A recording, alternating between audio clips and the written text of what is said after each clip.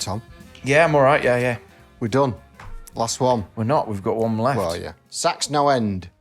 So I remember Dad bringing this to one of the rehearsal sessions and telling me a story about, I think he'd seen a band perform it at Ronnie's. Francy Boland. Yeah, and obviously we know that he's got a thing for that type of, for the Francy Boland stuff, because we did, what was that one on the... You Stepped Out of a Dream. You Stepped Out of a Dream. What's the other one with the leaves? Something leaves. Oh, Lullaby of the Leaves. That's yeah. another good... So we've recorded both of those, right? No, we never recorded Lullaby of the Leaves, I don't think. All right. What was the other one that you wanted to play as well? Maybe Rue Chaptal. That Oh, no, was it. we had... Rue So the Chaptal. thing Rue was... Chaptal, yeah. Your dad was at the live recording of that record Right. at Ronnie's, which was called Rue Chaptal, which I think was 1960. I feel like it's like 1967 or something like that, but I probably made that up. Dad's there in the audience. Yeah, he was there. And he saw Sax No End. He saw them play it, at the end. Yeah. Yeah, and so when we were pulling together pieces for this album, on the sort of the theme of we want to do something that'll be meaningful for your dad, that he'll enjoy, we thought, right, we've got to find some of these charts, the Francy Boland, Kenny Clare charts. And the thing was, all this music had been lost. It'd been like in a suitcase, and the band had lost all the parts. Really? So I messaged Tony Fisher, absolutely amazing trumpet player who played a little bit in that big band. And he came straight back and said, I'm really sorry, this was some of the most amazing music that I ever played. I love playing with that band, but no, I don't know where any of it is. And anyway, I managed to get in touch with a chap in America, a guy called John Harbaugh, who's a trumpet player. And he'd been performing some of it with a conservatoire big band out there. So he sent me I Don't Want Nothing, which is the chart that we nearly... That's the one I was thinking of. Good one, yeah. We play that a lot now, by the way. I know it's not on the album. We play it on gigs. And he also sent me a rough score to Sax No End, but it wasn't really the version that your dad is talking about, which is as we record it. So that was, I spent a weekend I basically took that down from the recording and, sent off all the parts, got it copied, and that's what we recorded in the studio, which is... So you listened to it and took it down from a recording with help of this score sort of thing? Or was that not much help? It wasn't really much help in the end, no. I wish it had been. But How long did that take to do?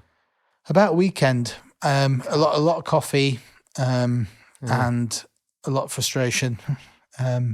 Wow. But I'm glad that we managed to get it on there, because it's a great piece, and it's sad that all that music has been lost, really, because it's so many people say that was one of the finest big bands in this country for sure. And it just disappeared in a suitcase. Yeah. Wasn't it that someone had inherited it or something, and then this suitcase had been put in someone's loft somewhere, and then forgotten about, and then I don't know. I mean, I think it's a bit mythical as well. Yeah. I don't know if it's completely like that. It might show up one day. Yeah, but that was sort of the story, wasn't it? And then that was it. It vanished. We were hoping that we might stumble across it. Someone might go, "Oh, I've got it." Yeah, that'd be great, wouldn't it? So you've proper done some, like, not just research, but some kind of archival type, like, studying of getting older stuff, getting in touch with people, and I want to talk about that in the next episode. But just to wrap Sax No End up, great way to finish an album, I think. Yeah, amazing. Yeah, I remember your dad saying that he was adamant about this going on, wasn't he? Yeah, when they used to play it last, and everyone would get a solo, and it would go on for sort of 15, 20 minutes. Yeah, I think our version is much shorter than... We condensed it. Even though it's still quite long. That, like you said, well, I've heard the live one. It just goes on and on and on. I think I've seen a video. Amazing solos. Every sax player in the section goes on. They all get a knock, but it's they really make the most of their goal. Do you know what I mean? I bet. Yeah. Yeah, it's a great way to end. It's cool as well because it just has a totally different shape to, like we were talking about hello and goodbye, and just like we said at the very beginning, that thing of, things bookending and the way that hello and goodbye starts, in such an abstract way. And this piece is quite similar like that. Yeah. I mean, how many other big band charts do you know that start straight off the blocks with the solo? Yeah. And then the actual writing happens at the end. Yeah. So I think it's a really cool piece, and I think it's great that it's on the album.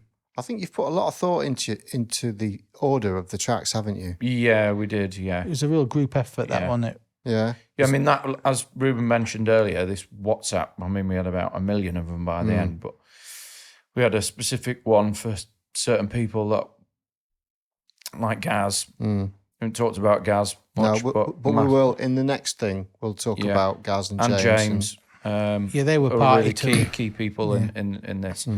But that was very much like, what do you think of this?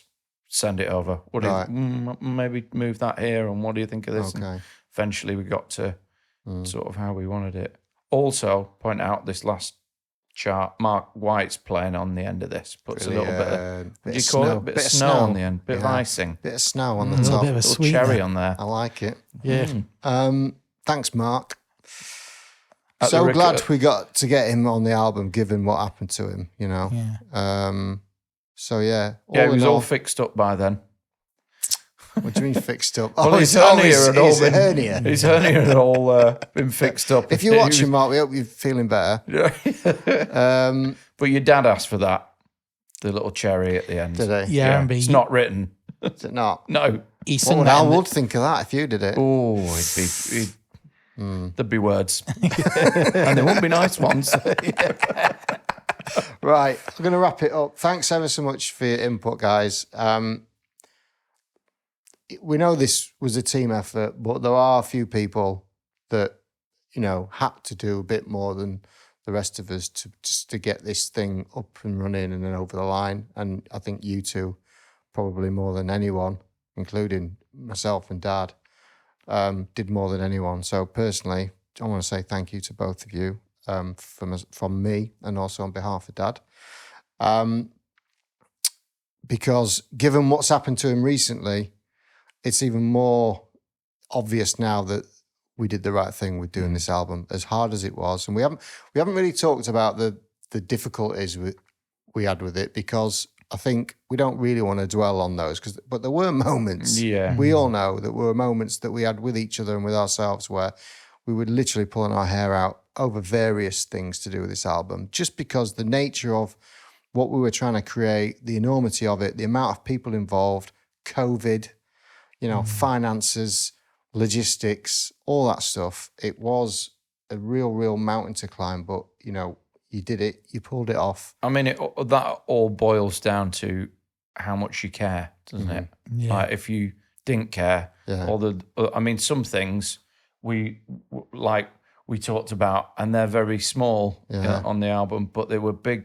They were big to us. A big we consideration. cared about it. And that goes for everybody else that was involved in it. We all cared so much, and it wouldn't be worth it if you didn't care. And I think exactly, Tom. And I think you can hear that in the playing. Right, we'll wrap it up there. But before you shoot off back to London, I do want to talk to you about some other bits and bobs to do with the album.